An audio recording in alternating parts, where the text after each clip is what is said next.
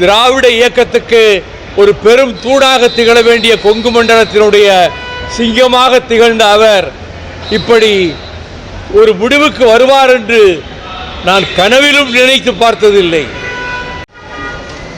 திராவிட இயக்கத்தின் தியாக வேங்கையாக வாழ்நாளெல்லாம் லட்சியங்களுக்காகவே தன்னை அர்ப்பணித்து கொண்ட என் ஆருயிர் சகோதரர் ஈரோடு கணேசமூர்த்தி அவர்கள் 3 முறை நாடாளுமன்ற உறுப்பினராக தேர்ந்தெடுக்கப்பட்டார்.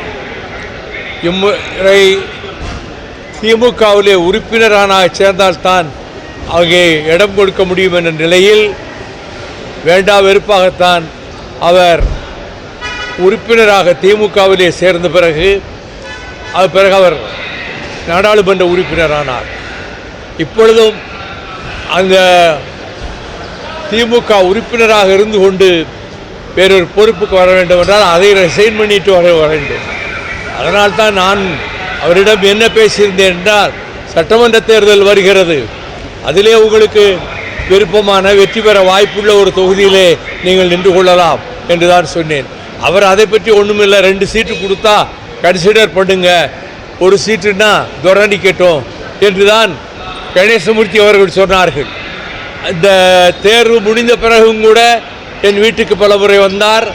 நான் அவருடைய வீட்டுக்கு போனேன் அங்கே டெல்லியிலே.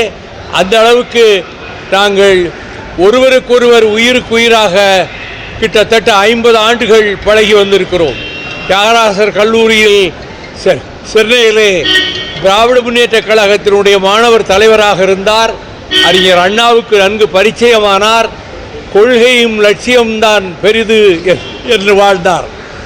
ஆனால் சமீப காலமாக அவர் ஒரு மன அழுத்தத்திலே இருப்பதாக அங்கே இருக்கக்கூடிய மாவட்ட செயலாளர் முருகனும் செந்திலும் என்னிடம் சொன்னார்கள். கபிலனும் கணேசமூர்த்தியினுடைய பையனும் என்னன்னு தெரியல, ஏதோ ஒரு வருத்தத்தில் இருக்கிறாரு என்று. அதை நான் இங்கே விவரிக்க விரும்பவில்லை. இந்த இடம் கொடுப்பது என்கிற பிரச்சனையிலே அவர் மகிழ்ச்சியாகவே தான் இருந்தார். இடம் அறிவித்த பிறகும் கூட என்னிடம் பேசினார். நானும் அவரிடத்திலே நன்கு பேசிக்கொண்டு தான் இருந்தேன். அவரை நான் தான் முதலாக டாக்டர் தணிகாசலம் அவர்களிடம் இருதய சிகிச்சைக்காக அழைத்து கொண்டு சென்று அறிமுகப்படுத்தினேன். அதன் பிறகு 3 மாதத்துக்கு ஒரு முறை வருவார். டாக்டர் தணிகாசலத்தை பார்த்துவிட்டு என்னையும் பார்த்துவிட்டு தான் செல்வார். அவர் இன்னும் பல ஆண்டுகள் வாழ்ந்து திராவிட இயக்கத்துக்கு ஒரு பெரும் தூணாக திகழ வேண்டிய கொங்கு மண்டலத்தினுடைய சிங்கமாக திகழ்ந்த அவர் இப்படி ஒரு முடிவுக்கு வருவார் என்று நான் கனவிலும் நினைத்து பார்த்ததில்லை.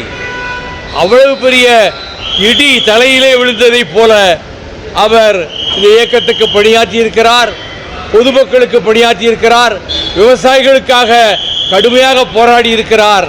மக்கள் நலனே தன்னுடைய கடமை என்று வாழ்ந்த கணேசமூர்த்தி அவர்கள் இப்படி ஒரு முடிவெடுப்பார் என்று நான் நினைக்கவே இல்லை. அவர் மறைந்தார் என்ற செய்தியை கேட்பதற்கு முன்பு மருந்து கொடுத்து விட்டார் என்று சொன்னபோதே எனக்கு உயிரெல்லாம் போய்விட்டது. எவ்வளவு துணிச்சலானவர், எவ்வளவு மன உறுதி வாய்ந்தவர், அவராய் இப்படி ஒரு முடிவுக்கு வந்தார் என்று நான் என்னை அதற்கு மத்தியிலே ஏடுகளிலே அவருக்கு எம்பி சீட் கிடைக்காதனால்தான் வருத்தத்திலே அவர் இப்படி செய்து கொண்டார் என்ற செய்தி 1% கூட உண்மை அல்ல. அவருடைய மகளையோ அவரது மகனையோ அங்கே இருக்கக்கூடிய கட்சி தோழர்களையோ மாவட்ட செயலாளரையோ கேட்டால் அது உண்மை என்ன என்பது அப்பொழுதுதான் தெரியும். அப்படி வாழ்ந்த அவர் இந்த இன்னும் பல ஆண்டுகள் வாழ வேண்டிய கணேசமூர்த்தி இப்படி எங்களை நட்டாற்றிலே விட்டுவிட்டு போவதைப் போல போவார் என்று நினைக்கவே இல்லை. நானும் அவரும் சிறையிலே 19 மாத காலம் இருந்துவிட்டு நான் போட்டியிடவில்லை, அவருக்கு வாய்ப்பு கிடைக்கவில்லை என்ற போது அங்கே வெள்ளக்கோயில் பகுதியிலிருந்து 3 பஸ்களிலே வேலூர் சிறைச்சாலைக்கே வந்தார்கள். வந்து கண்ணீர் வடித்தார்கள் தோழர்கள். நான் அவர்களை சமாதானப்படுத்தி அனுப்பினேன்.